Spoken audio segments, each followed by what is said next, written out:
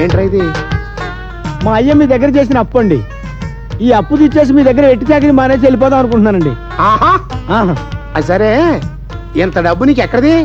మాకు ఒక్కగానొక ఇల్లు ఉందండి. ఆ ఇల్లు అంటే మాకు బోల్డ్ అంత సెంటిమెంట్ అండి. మా తాతల కాలం నాటిదండి. అది అమ్మేసి తీసుకొచ్చానండి. అడ్డెడ్డెడ్డెడ్డి. వస్తాను. ఆ ఇల్లు అమ్మేస్తే పెళ్ళాం బిడ్డలతో ఎక్కడ ఉంటావురా? మూసీ నది ఉంది కదండి అయ్యా, ఆ డ్రైనేజీలో తెప్ప కట్టుకుని ఉంటామండి అయ్యా. నా దగ్గర నుంచి పోతే నీకు పని ఎవడిస్తారా? బస్ స్టాండ్ లో జీళ్ళు అమ్ముకొని బతుకుతాంలేండి. ఒరే వెంగళప్ప, నువ్వు పోతే నన్ను ఎవరు చూసుకుంటారా?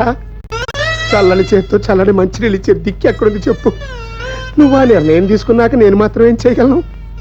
సరే, పోయే ముందు ఆఖరిసారిగా ఓ పని చెయ్యి. ఆ కుండ తీసుకెళ్లి నీళ్లు తెచ్చి ఇక్కడ పెట్టు. దాహం వేసినప్పుడల్లా నిన్ను దలుచుకుంటూ తాగుతా. అలాగే.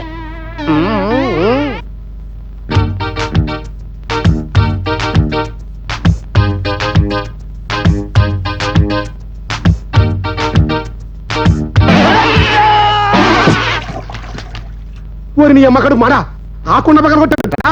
అది కృష్ణదేవరాయల కాలం నాటి కుండ. రాయల వారే స్వయంగా మా తాతకి మంచినీళ్ళు తాగడానికి ఇచ్చారు.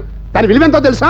ఒక్క వరహ అంటే ఇప్పుడు 6000. పాపం ఇంకో 5 ఏళ్ల వరకు దొరికిపోయాడు. కుండ ఖరీదు 6000 అంటే 60 నెలల నీ జీతం అన్నమాట. అదేంటండి, ఇప్పుడే కదండి 5000 ఇచ్చాను. 60 నెలలు ఏంటండి? అంటే 5 సంవత్సరాలు. 5 సంవత్సరాలా? నా పిచ్చి గాని, ఇంకా నేను 5 సంవత్సరాలు బతుకుతానండి. మీ దగ్గర పనిచేసేవాడికి అంత ఆయుష్ కూడానా? నేను చచ్చిపోతా. అదేం కుదరదు.